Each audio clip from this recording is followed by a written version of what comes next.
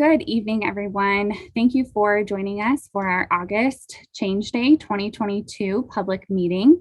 My name is Megan Waters. I'm the Community Engagement Manager at UTA. If you're joining us again, thank you for joining us again. We are excited to chat with you this evening about some proposed changes. Just as a reminder, we have divided this evening up into three portions. So during our last hour, we talked about Weber and Davis County changes. We'll now focus on Salt Lake County proposed changes. And then from our 7 to 8 p.m. session, we'll look at Tooele and Utah County changes. The agenda for each of those sessions is roughly as follows. We'll go over the proposed changes. We will have an opportunity for everyone to ask questions as well as provide their comments.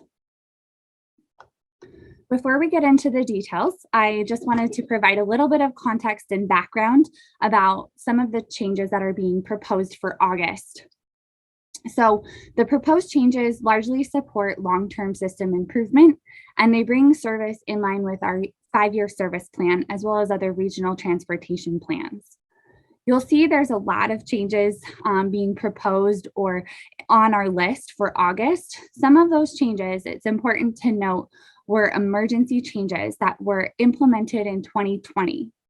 Those changes are now undergoing a public process to finalize, but they reflect the current service that's on the street for many of those routes.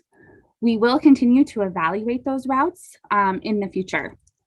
I also think it's important to note that we are still facing resource constraints and staffing challenges when we look at service provision. So that's just an important point about kind of how the proposed changes came to be. Nicole or Eric, would you like to add anything on that?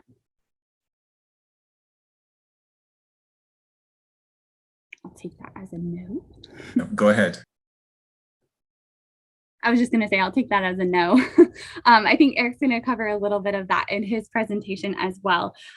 So without further ado, I'm going to stop sharing and let Eric share his screen. For all of our participants, we do have a couple of options for you to engage with us throughout the webinar.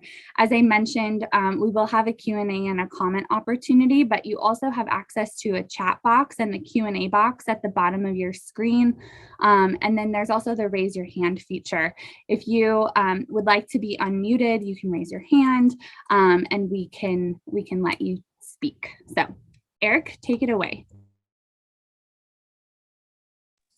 All right, thanks, Megan. We'll go through this presentation. I will try to address a couple of the questions that have come up in the chat or in our previous conversation as we go, but please feel free to ask questions as soon as we're done.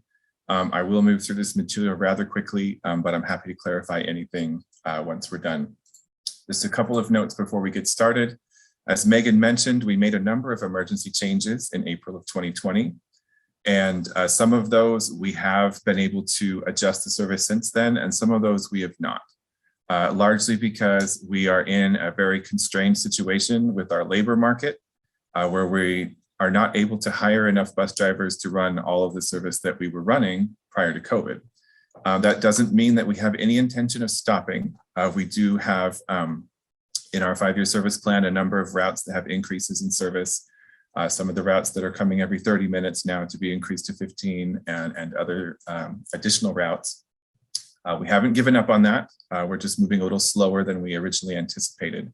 However, per the federal requirements, we do have to update all of the changes that we have not been able to restore due to COVID. And this is part of our process for doing that. We're happy to take comment on any of those changes that happened in 2020, recognizing that we may not be able to do something about them right away, even though we have every intention of continuing. And as Megan mentioned, we will be continuing to evaluate these routes. We look at ridership on a daily basis. We monitor our staffing levels, try to make sure that our system is healthy as we try to restore service.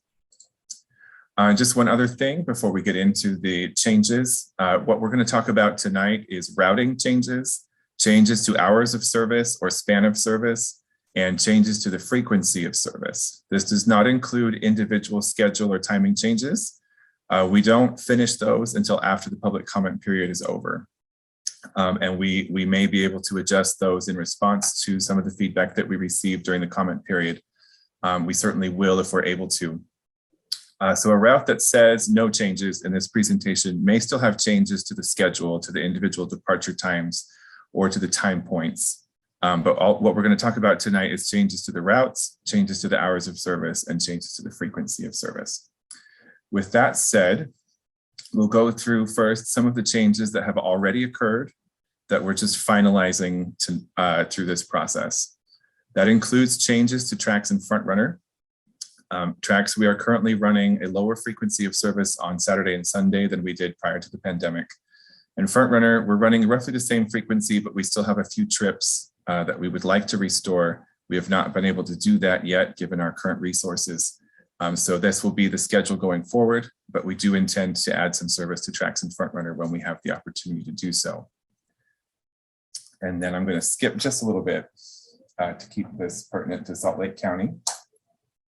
So here comes my presentation again.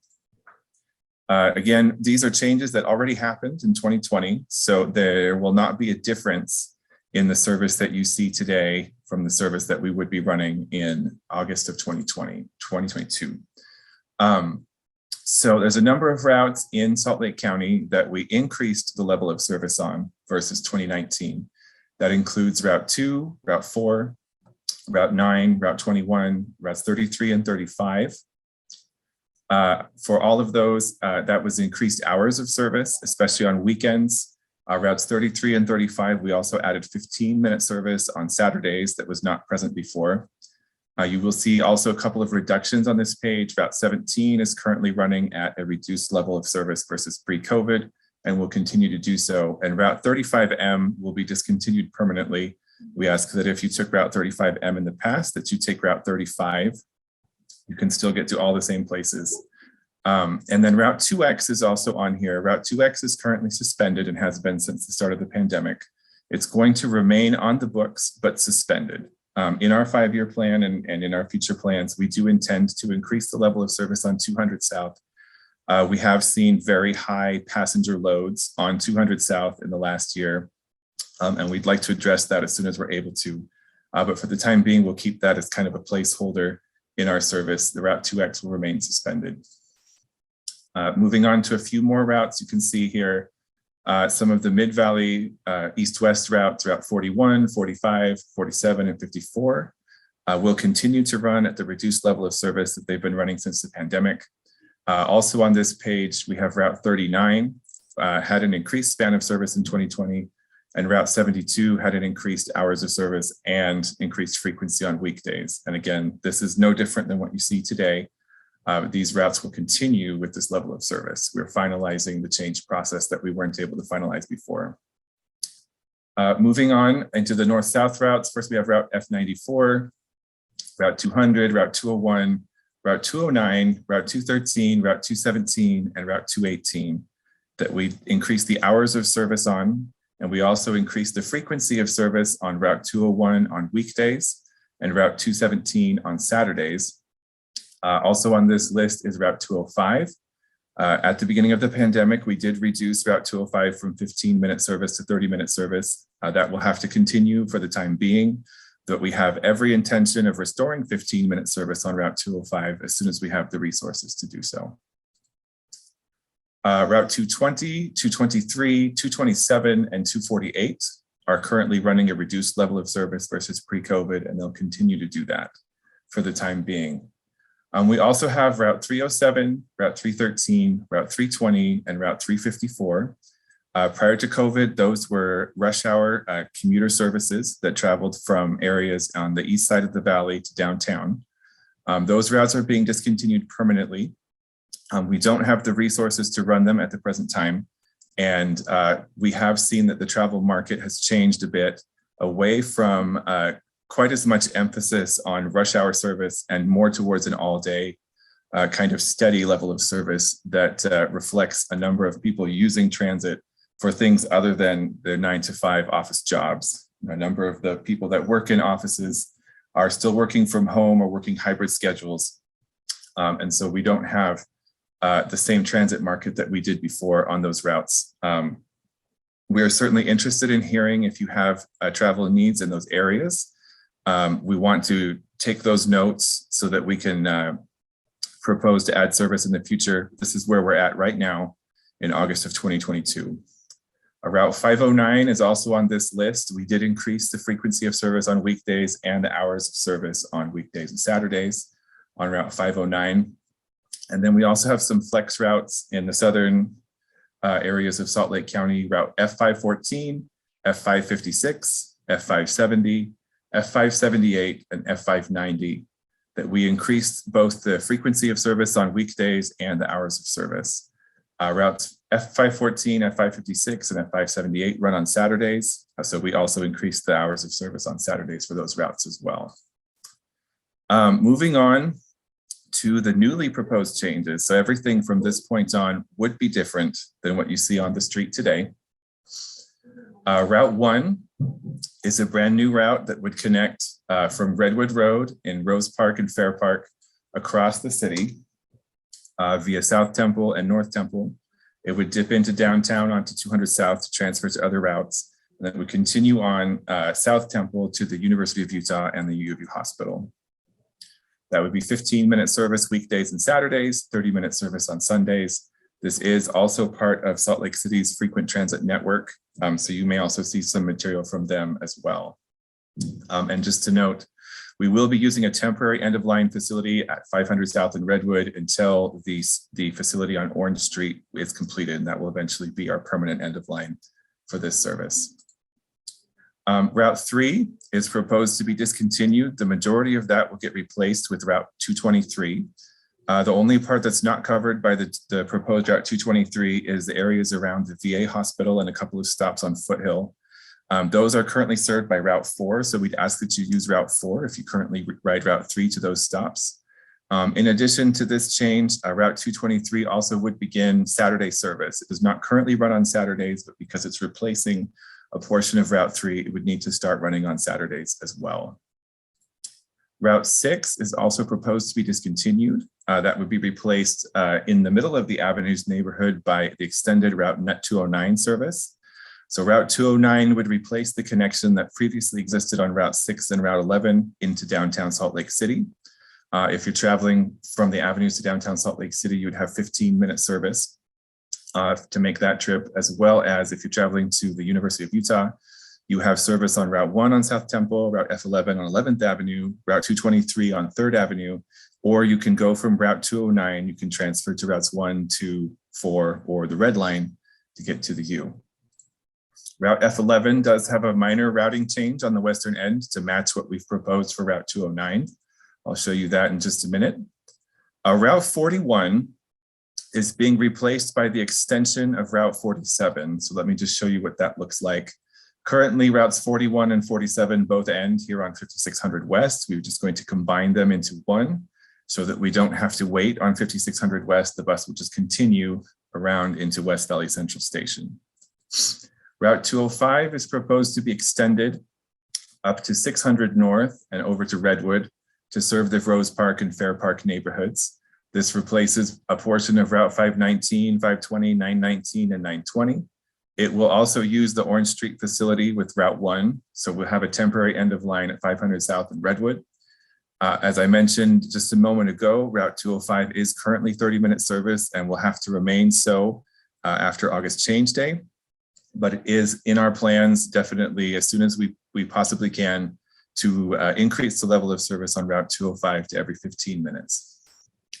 Route 209, you can see we'll continue to serve 9th East between Winchester and South Temple. And then we propose that it go up in the avenues via L and M Street to 9th Avenue. It will use the streets around LDS Hospital to turn around. It will stop in front of the hospital at the stop that Route 6 currently uses. Then it will come down E Street. It will go past the Smiths on E Street, down to South Temple, and from there into downtown Salt Lake and into Salt Lake Central Station. So this will replace the connection that previously existed on Route 6 and Route 11, to Smiths, to LDS Hospital, and to downtown Salt Lake City. And that is 15-minute service on weekdays. We do hope to improve the level of service on weekends as well on this route, but that is something that's still future for us at this point due to our levels of staffing. Route 213 and Route 220 are proposed to exchange the routing between Richmond Street at just south of 2700 South and 900 South. And this is to avoid left turns and just to make the route a little bit smoother and run a little bit faster. Previously, Route 220 came more often than Route 213, so that was a more difficult switch, but at the moment they're running at the same frequency every 30 minutes on weekdays. So we propose to make that switch just to make the trip a little bit easier and faster. Route 217 currently goes all the way to 1700 North. We're going to shorten that, propose to shorten that down to 1950 West. It will still serve stops along 1950 West, including the Division of Services for the Blind and Visually Impaired. And to continue north on Redwood, you can either use Route 1, which will go further north, or you can use the UTA on-demand service on the Salt Lake City West side. Route 220, as I just mentioned, will exchange routing with Route 213 between Richmond Street and 900 South. Route 223 will continue its route until it gets to the University of Utah, and then it will take over for Route 3 on 3rd Avenue. And it will travel all the way into North Temple Station like Route 3 currently does. Again, if you use the stops on President's Circle or on South Campus Drive, Foothill Drive through this area, we ask that you take Route 4 to the stops in this area, the U of U Library and the VA, or you can still access Route 223 at the U of U Engineering building if you're trying to get onto the main campus. For patrons that are going to This Is the Place State Park or Hogle Zoo, the closest stop on Route 223 will be at the intersection of Arapeen and Sunnyside. Again, Route 223 will begin. That's an error on my presentation. I will fix that before it gets posted. There should also be, I'm just going to fix it right now so that it's on camera. Just so that we're completely clear, Route 223 will also begin running Saturday service to cover for those portions of Route 3 rather that were discontinued. Route 519 and 520 will be discontinued. They'll be replaced by service on Route 1 on 10th North, Redwood and 9th West, as well as service on Route 205 on 600 North. And the whole area is served by the UTA On Demand Salt Lake City West Side service. This also applies to Route 919 and 920. If you're not familiar with those are special trips that only run to West High once a day and each direction. So most people will not have taken them, but they will also be replaced by the 15-minute service on Route 1 and the 30-minute service on Route 205. UTA On Demand is also available to all West High students with the same passes or fare products that they use right now to get to West High School. Just to review, this is the UTA On Demand area in South Salt Lake County. It does connect to the red line, front runner, and the blue line. We're going to continue that service. And then the newer service here on the west side of Salt Lake City is the UTA On Demand West Side area, covers Rose Park, Fair Park, Poplar Grove, Glendale. It does have connections to front runner at Salt Lake Central and North Temple, as well as connections to tracks and to a number of bus routes, including the 1, 205, and 217 as modified in this proposal. I know that was a lot of stuff. So hopefully that all made sense, but I do see that we have some chats and some questions. So I'm going to go ahead and stop sharing and let Megan take back over. Perfect. Thanks, Eric. I think Nicole Bordeaux would like to make a comment too, just about the public input process here too, just before we go to the questions. We see your questions and we'll get right to them. Thanks, Megan. Sorry, my camera won't unblock, but I wanted to just tell everyone, first of all, thank you for coming and thank you for participating in this process. We actually do take this very seriously and want to hear your information. As Eric has gone through and Megan has repeated, there are considerations that we make when we make these changes, and we do know that they affect the public, and we know they affect your daily lives with any change that we make. I want to just state that we did our biggest consideration at this time is looking at our ridership and also looking at the constraints in regards to what we can provide for additions with our operator shortage, as well as moving to a system that does get to what Miss Bridget said is access without a schedule. So while it seems like we may not be heading that way right now, that really is our goal. And it is our eventual goal to get within a quarter mile of a stop. That can't happen tomorrow, and that won't happen with each change day. But I want you to know that that is the consideration in how we're doing our service planning and how we get you there. It does allow for transfers, but it's hopefully you can get to where you need to be fast and secure and have better service. So I just wanted to put that out there, and also put it out there that we really do appreciate you participating in this event, giving us your comments. And I promise you those planners go back and review every single trip to see how it affects and if there's anything we missed, and make sure that we are giving the public the best service we can based on those criteria. So please forward your comments to us. Let us know what your concerns are, and hopefully we'll be able to document those and let you know how we answered them or how we think we can approach the situation. So thank you. Thanks, Megan and Eric, for giving me that time. I know we have a lot of questions, so I want to get to those. Thanks, Nicole. Nicole is our Chief Planning and Engagement Officer at UTA. Thanks for those comments, Nicole. So I'm actually going to ask Eric if you can throw your slides back up. The first, we had Laura Olson post in the chat that she'd like to see the Route 4 map again. And then Laura, feel free to ask us any specific questions about Route 4, but we'll go back to that for now. Okay, so here is Route 4. And Route 4 is not proposed to have any changes versus what it's currently running. We do have to note that we did increase the hours of service on Route 4 on all days, weekday, Saturday, and Sunday in August of 2020, but that's currently running. And the routing of Route 4 is not proposed to change from what it currently is, what it's currently running today. Thanks, Eric. And Laura, if there's any follow-up, please feel free to type it in the chat or raise your hand and we can get you unmuted. There's a comment or a question from RR. Route 209 is going to use all the stops that number 6 is currently using. And can you confirm that, Eric? Yes, so Route 209 is not going to serve all of the same stops, but it is going to serve the same area. So some of the stops will be like around the corner, but they will be close by. We are working with Salt Lake City and with the neighborhood on the best locations for those. There are a few areas where we have concerns about sight distances and narrow streets in the avenues. So we are currently working through that. As we get a little bit closer, we'll be able to share more information about exactly where it stops. It would be helpful if you can put in the chat where you currently get on Route 6, and we can take that into account to make sure that there's a 209 stop as close to that as possible. Thanks, Eric. Okay, so we have another question. What bus will be going to LDS Hospital, which is on 9th Ave and BC Streets?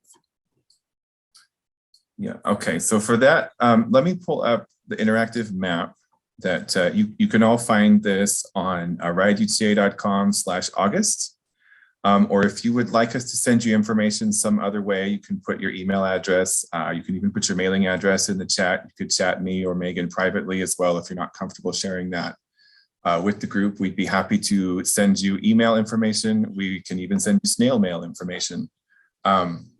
But right up here, so you can see that LDS Hospital is right here in this corner. That would be served at the same stop as Route 6 currently uses, but it would be Route 209. And if we zoom out a little bit more, you can see Route 209 would come up into the avenues this way, swing around LDS Hospital, and then back down East Street into downtown. So hopefully that answers your question, but let me know if you have any follow-up questions. Thanks, Eric. Okay, so Route 1's map shows a bus stop on North Temple Bridge at Guadalupe. Can you confirm that that's correct? Yeah, maybe I'll just leave this map up. Pull it right back up. So Route 1 is not currently proposed to pull into the station. This stop right here actually is the track station. So it wouldn't stop like on the track station, but it will stop at the bottom of the bridge on either side. It's not possible for us to stop on the bridge because there isn't a space for an ADA compliant stop in both directions with the track being on the bridge, but we'll stop as close as we can on either side to that facility. So it is a short walk under the bridge to the North Temple Station or to the North Temple Bridge Guadalupe track station on the Green Line. Thanks, Eric. Okay, I would also to know what bus can we catch to get to North Temple and 1940 West from 9th North and Redwood Road. Is that something? Okay. So we'll just zoom over here a little bit. So 9th North and Redwood Road will be covered by Route 1. That is in common with the current 217 routing, so we expect to keep those stops. So you have kind of two choices here. You can either use Route 1 and then switch at Power Station to Route 217. Take a minute to load. Route 217 will go, well, I guess you switch at Redwood and North Temple, I guess is more precise.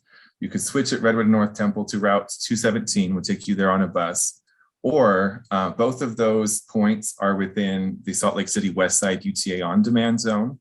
So you can book a trip on UTA on-demand directly from 900 North and Redwood to any destination on 1950 West. Great, thanks. We do have one comment asking for a 20-minute frequency on tracks on the weekends or at least Saturday, that the trains are crowded. So thank you for your comment. Just so everyone knows, I am reading through the chat first. I see a hand or two that I'll get to after we get through all the written questions. There's a question: what plans are there for tracks at the airport? Maybe if you want to respond to that, that's a kind of general, but if there are additional specific follow-up questions to that question, please feel free to add in the chat. But Eric, do you want to take a stab? Sure, I could speak to the short term. We do plan on continuing service to the airport on the Green Line at the new station that was recently opened. We don't have any immediate plans to change that, either for better or worse. I don't know, Nicole, maybe you could take a moment and talk about if we have anything longer term in the pipeline for that area. No, I don't think so at this time, but I would, I think in the general conversation about tracks, we are looking at increasing that frequency again as soon as we can. So I think we've heard a lot in this change day and before that bringing back the frequency of tracks is something that the community really wants. And I think that'll be considered in our 2023 budgeting service changes. So that would be for the following August, so we could try to bring back those frequencies.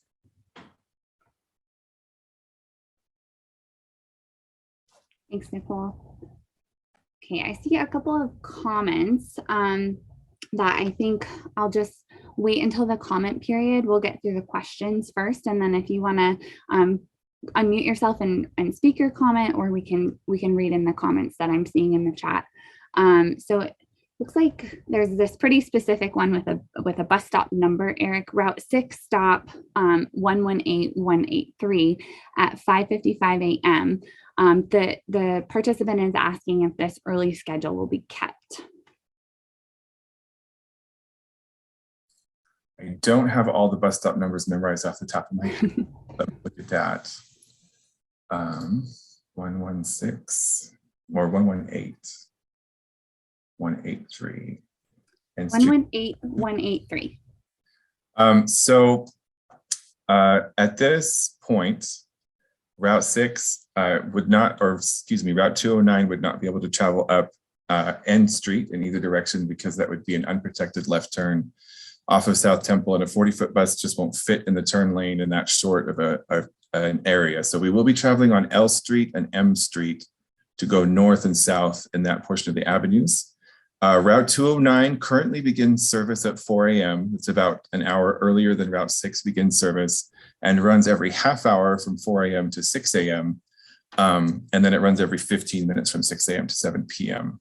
So there will definitely be service at that time and even a little bit earlier in that area in the avenues. Thanks, Eric. Okay, this may be a mix of a comment and a question, but I'll read it. Maybe we can talk a little bit about transfers for on-demand. So the participant says, I appreciate having the F453 extended to downtown, but what about people who need a guaranteed transfer from the proposed UTA on-demand to downtown Salt Lake? I'm guessing that's referring to the on-demand service in Tooele County, or if that could also be referring to Salt Lake City West Side. In terms of Tooele County, just to answer the question generally, you would take the on-demand service and transfer to route F453 at the Benson Grist Mill, and then your transfers will be scheduled because route F453 is a scheduled service downtown. If it is from the Salt Lake City West Side area, we do have transfers to a number of other routes at both Salt Lake Central and North Temple stations, as well as to the Green Line anywhere along North Temple. So you have lots of options. If there's questions about specific transfers, I'm happy to answer those as well. It looks like the participant was talking about the Tooele service. Okay. Another on-demand question, and we do have Jaren Robertson on the phone too, who can chime in about on-demand, but the question is, will on-demand have accessibility for 2 wheelchairs to ride together? Jaren, would you like to speak to the way vehicles? Yeah, can we be specific? Is that regarding the Tooele service or the Salt Lake City West Side service? Will the participant who asked that question about the 2 wheelchairs riding together, would you mind specifying which area that you're referring to? And then maybe we can come back to that. Okay, so there's a follow-up question about kind of the replacement on Route 6. So the participant says, I would have to walk to what street to replace the Route 6 that we were talking about a few questions ago. Sure. So Route 6 currently travels on M Street and N Street between South Temple and 6th Avenue. Route 209 would travel on M Street and L Street. So it would be 1 street over. Okay, hopefully that helps. And then back to the wheelchair accessibility on the on-demand service. The participant was asking about the Salt Lake City West Side service, Jaren. Yeah, so those vehicles only have capacity for 1 wheelchair. So we wouldn't be able to accommodate 2 at a time.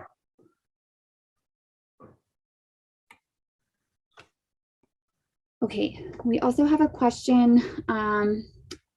Will the 223 and 200 be able to handle the demand between North Temple Station and Main Street? That is a very good question because prior to COVID, that was one of the areas where we saw the most elevated loads in the entire system, was between North Temple Station and the LDS Church Office building at the corner of Main Street and North Temple. Given our current ridership loads on those routes, the answer is yes. But as I mentioned a few minutes ago, we do continue to monitor ridership on a daily basis. And we also look for elevated passenger loads, both that happen intermittently and that happen on a consistent basis. And so if we did start seeing that there were elevated loads on that corridor, again, on that North Temple corridor, we would look into what we could do to alleviate those high ridership times at rush hour. But at the moment, either with people having switched to tracks or working a remote or hybrid schedule, we're not seeing levels of ridership that we can't handle with the buses that we're talking about here. There's also a question about the current status of 526.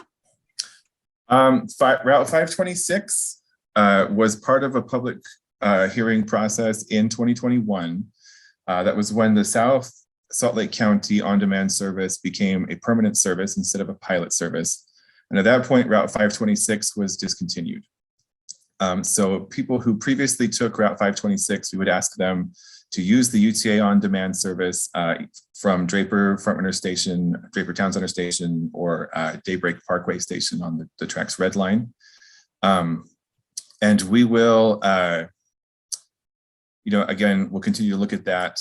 We do get the ridership data for the on-demand service as well, and we're not currently seeing so many people trying to make that particular trip that we can't handle it with the on-demand service. But we do, as I said, monitor that on a regular basis, and we'll continue to try to respond to that as much as we're able.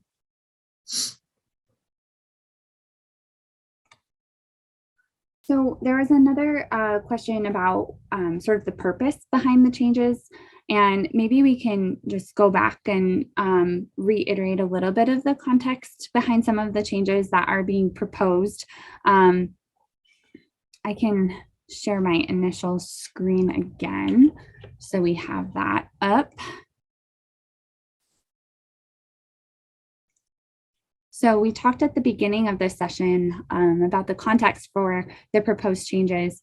Some of the new changes being proposed do support long-term system improvement and bringing our service in line with the 5-year service plan and other regional transportation plans. We did talk a bit extensively about the emergency changes that were made in 2020 that are now being made to finalize and be the ongoing service. So the 2020 changes are included in this public process. They're the service that is on the street currently. And as Eric has said, we'll continue to reevaluate the ridership and the demand. We also are experiencing resource constraints and staffing challenges that are making service provision a bit tricky in some instances. So it sounds like that's understood. Good. Thank you for the confirmation. I'll stop sharing again. We do have another question about the Route 6.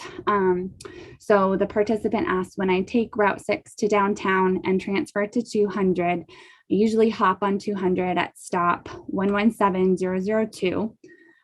Eric, can you tell us about where the closest stop that Route 6 will drop this rider off potentially will be? So under the current proposal, Route 209 would travel on State Street between South Temple and 200 South. So there's 2 stops in each direction that the 209 and the 200 would share. And so that would be where we'd recommend, depending on where you're going on the 200, that would probably be your best option, is just to get off. If you're going south on the 200 from coming from the avenues and going south on the 200, you would be able to use the same stop. If you are coming from the avenues and going north on the 200, then you would need to cross the street. Okay, we also have a question about how the 5-year service plan was developed. Eric, do you want to talk a little bit about that plan? And yes, that plan is available for the public consumption and did undergo a public input process. But I'll let Eric just kind of speak to that a little bit. Yeah, let me just pull this up. We have a lovely diagram. It might not show up very big on people's screens, but the 5-year service plan is available on our website as well. So let me just pull this up real quick.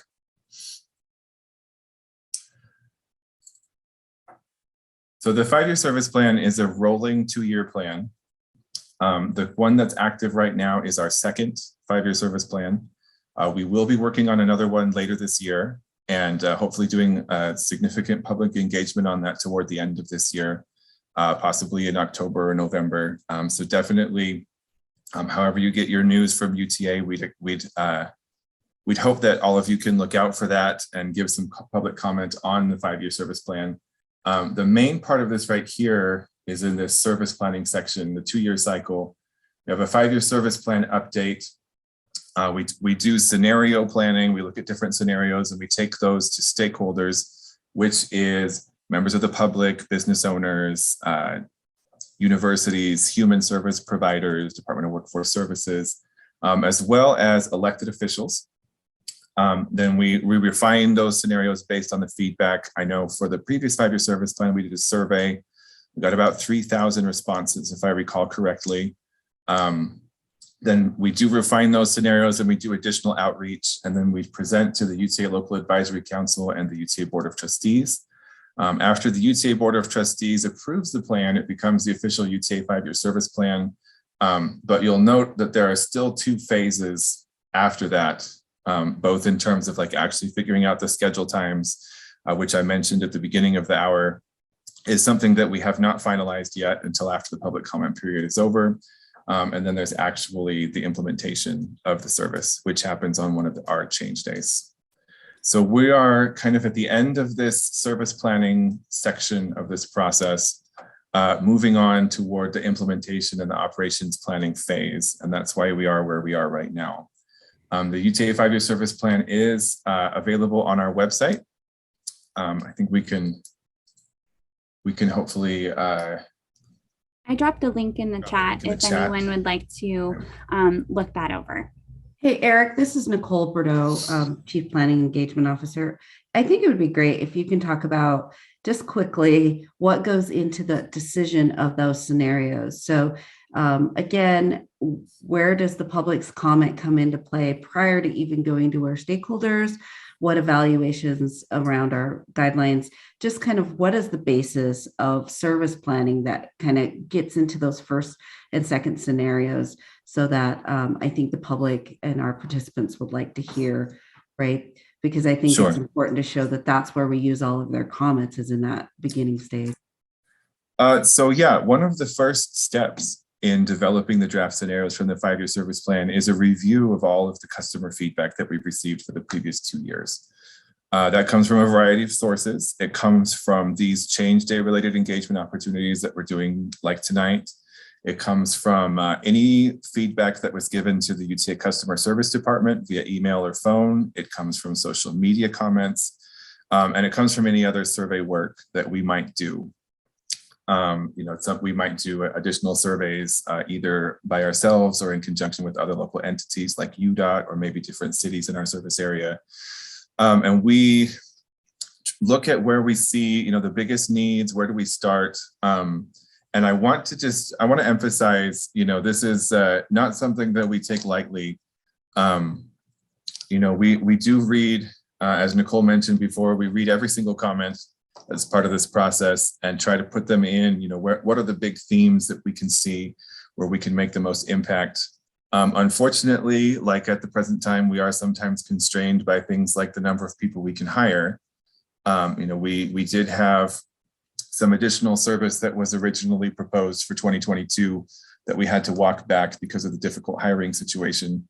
We're doing a number of things to work on that as an agency, and that's not really my department, so I can't speak to that in great detail. We are doing things like signing bonuses and referral programs, trying to improve the working conditions for drivers so we can get as many people to drive the service as we can.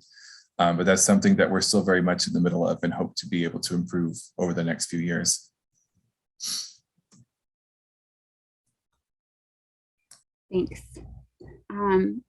Okay, so thank you all for your engagement in the chat. I do want to move us on to the comment portion of the session. So I know there were a few comments shared in the chat already, but I want to give everyone an opportunity to raise their hand and unmute themselves, or just type in the chat that you would like to be unmuted to make a comment.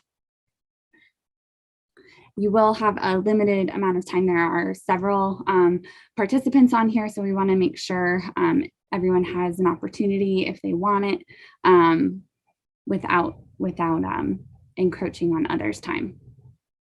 So please feel free to use the raise your hand function if you'd like to make a comment at this time.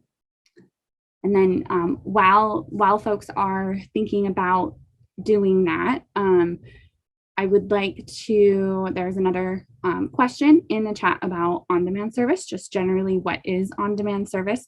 So maybe Jaren, you can give us a brief overview, and then we do have some folks raising their hands to make their comments. So really quick, we'll do the on-demand service overview, and then we'll go into comments.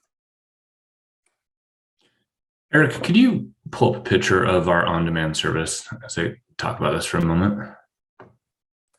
Yep, give me just a second. Great. I'll go ahead and get started though. So on demand, in a very simple way to explain it, works much like a Lyft or Uber would work, in the fact that we have vehicles out there in the community in a very specific region, and Eric's that's why I'm asking him to pull up the map so I can show you where it's available. But primarily use a smartphone or an application so that our customers can both find a trip and then book a trip from their origin to their destination. Unlike Lyft and Uber, though, we do define it within the specific region. And so what you're looking at right here, as Eric's pulling this up, is our Salt Lake City West Side service. And so if you're looking at that map, the south end, which is at the bottom of that map, is 2100 South. The north end is essentially the county line. And then we're about 2200 West. And then you can see on the right side that varies a little bit around 3rd West and the freeway. And so that we require our customers to use the service, to be within that service area during our operating days and hours. Using the mobile app, you can simply just tell UTA where you're at and where you want to go within that service area, and then we can send a vehicle to pick you up and drop you off. Eric's talked about this a lot. A lot of our customers will use this to connect in some of our other core services, such as tracks or some of these bus routes that you see. It also has connection to Front Runner as well at 2 different locations. If we have any customers who don't have a smartphone, we provide a number to where you can call in, and then we can dispatch a trip for you. We also provide wheelchair accessible vehicles. That was already asked, so that if you have a mobility device, you can simply toggle on a switch, and then we would ensure that a wheelchair accessible vehicle came and picked you up. Our fares are the same as bus and track, so it's $250, and that is transferable to and from other modes. Generally, though, we do ask for customers, just like if you're going to a bus stop, you may walk a few hundred feet to meet the vehicle.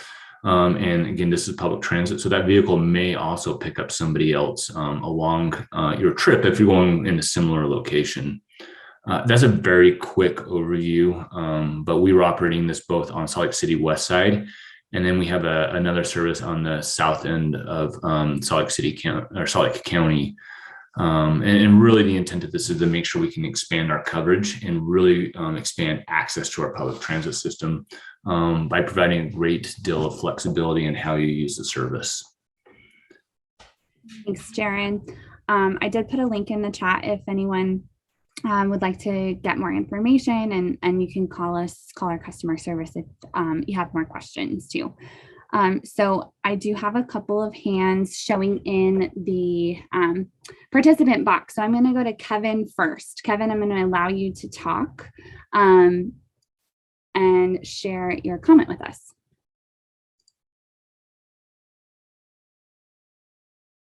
Kevin, are you able to unmute?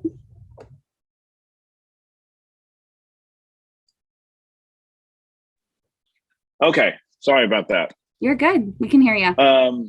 Yeah, so I used to live in Utah, and I vacationed down to Utah quite a bit.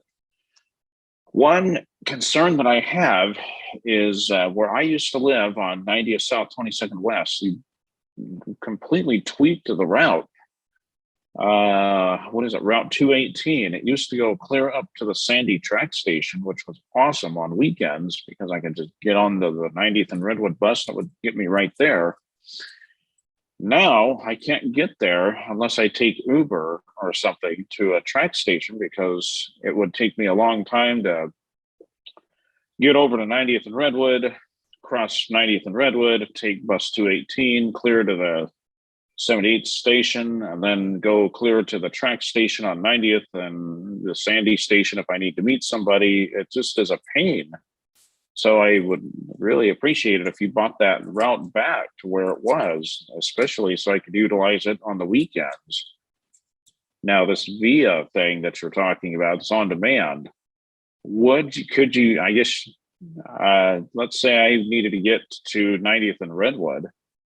Could I use the on-demand service from my house at 2200 2217 Kensington Park Drive to get to 90th and Redwood, or how would that all work?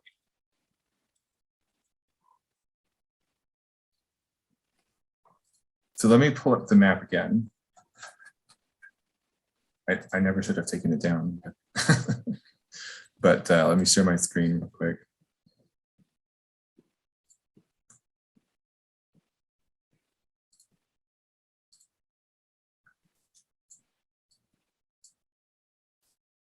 So you do have a couple of options. Oh, come on. Do you need me to stop sharing? Is it giving you So- grief? Okay, it just came up, but yes, I think I do need you to stop sharing. All right. All right, I think I'm zoomed in on the right area now. So I'll go ahead and share real quick. So we have a couple of options from 2200 West and 9000 South, kind of taking that as the main intersection. We do have service on Route F590 all the way to historic Sandy Track Station on the Blue Line. And to get to Sandy Civic Center Station, you could take the Blue Line down 2 stations. Or if you're trying to access the Blue Line, you can just access the Blue Line from there. The other option is Route 218. I'll highlight that real quick. Does end at South Jordan Frontrunner Station. Route 201 does provide that connection, trying to highlight it, between the South Jordan Frontrunner Station and Sandy Civic Center Station. If you're trying to get specifically to the Blue Line, it's probably faster to catch Route F590. If you're going on a Saturday, or if you're trying to get to Sandy Civic Center, you can also take Route 218 to the South Jordan Frontrunner Station, stay on the bus that will continue as Route 201 into the Sandy Civic Center track station. The on-demand. So that bus, bus 218 does turn to 201 as soon as it leaves the Frontrunner station?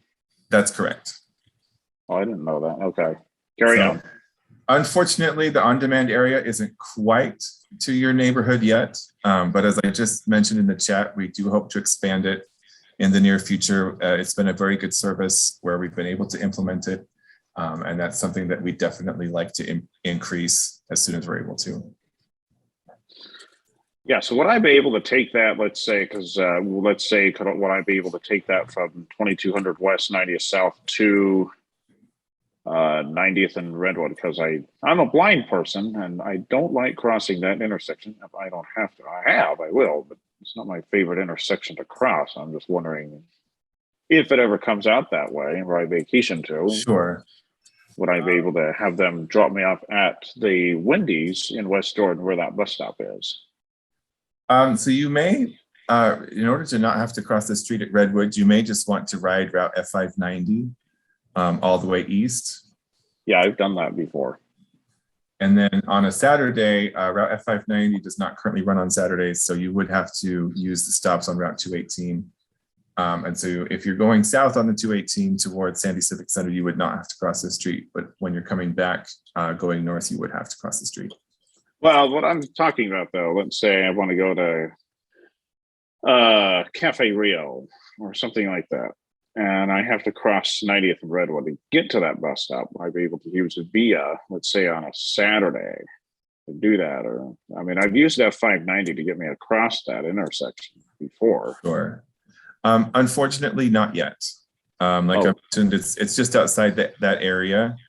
But we do hope to expand that, as soon as it's possible to do so. Stay tuned. Okay, so one more question. Are you going to put Saturday service back on the F590? Because I think it had Saturday service a few decades ago, if I'm not mistaken. Yeah, it's been quite a while. That is definitely something that we'd like to do. Again, that we're kind of in that situation where we're dependent on how fast we can hire new drivers to expand that service. So we don't have a definite timeline on that yet, but that's definitely something that we'd be interested in pursuing when we're able to. Eric, is there, to these questions about future service, does like the 590 and on demand, are those examples in the 5-year service plan? Or would they be in the new 5-year service plan? Just so people can look through that or get information about that. I'm not dialed into every route future scheduling time, but I just want to make sure.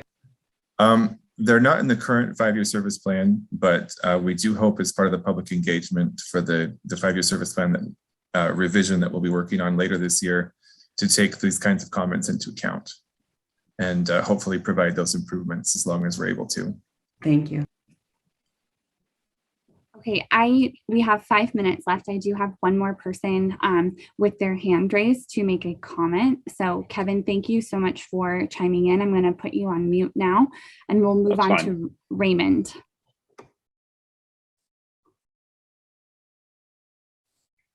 Raymond, are you able to unmute yourself? Am I unmuted? Yes, we can hear you. Okay, great. I had a question with all these changes and cancellations and that.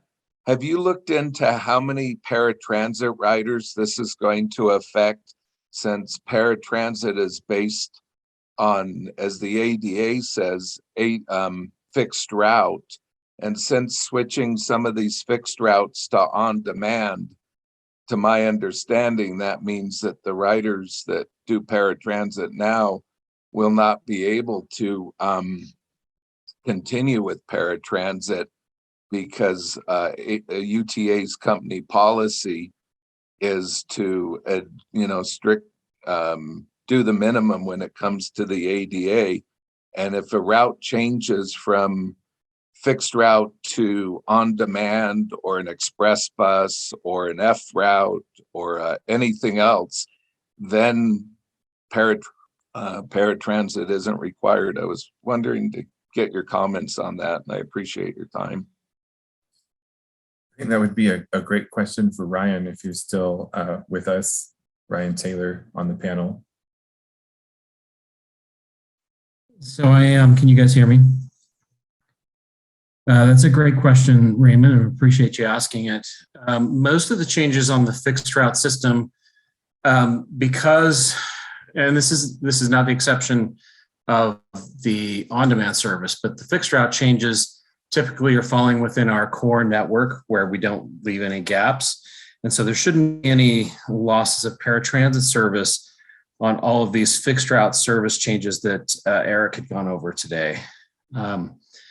With the on-demand in West Salt Lake City, for example, there still are core routes. And so we don't believe we lost any paratransit coverage in that on-demand zone. When we're looking further north into South Davis County and the potential there, we do have one flex route that potentially could go away. And the on-demand would pick up that service there. For most people with disabilities, the on-demand service can work for them. It has equivalent service if you use a mobility device, and it is an on-demand. It's actually easier because it's same-day service almost in real time. So it kind of depends on what your situation particularly is. Most of our individuals with disabilities can use the on-demand. And we're looking into other options over the next year or so for those that may have a more severe disability. So that's something that we're looking at over the next while to see what sort of solution we could come up with those who may have a more severe disability. Well, thank you, because I am well aware of many riders of paratransit that are just outside the 3/4 mile limit by as much as 2 houses or 3 houses, where the paratransit vehicle drives in front of the house but can't pick them up at their driveway, even though they pass in front of it. And they have to, like in the wintertime, go in the snow down to the corner to be picked up, even though the paratransit vehicle is driving right in front of their house. Have you thought about extending the minimum of the 3/4 mile limit, or looking at individual cases and to get a variance on UTA's company policy instead of just making a blanket policy that can't. Ryan, can I answer Mr. Raymond's comment, because this is something that I spoke to my planning team and our strategic planning team, which actually studies our service for 30 years, to really look at how we're serving our para transit riders. And this came from Ryan, who is over our paratransit, how we're looking at our service. Is the 3/4 mile the right level for us? Is it that way long term? So as Eric Callison mentioned, we're working on the 5-year service plan. We'll be looking at those options and presenting something to the agency to see if there is a need. We're looking at the market. Has it grown? Is this something we need to address and support? So I really appreciate your comment. I want to give a shout out to my colleague, Ryan, in the sense that he thinks about this every day. And it has been on our mind to really evaluate if this is a market that we need to expand further than just our compliance. So Ryan, if there's anything you want to add, but I just wanted to give you a kudos for that and the service team for looking at that in the future. Yeah, I appreciate that, Nicole. You know, Raymond, one other note just before we kind of wrap up is our CAT committee, they're the Citizens for Accessible Transportation.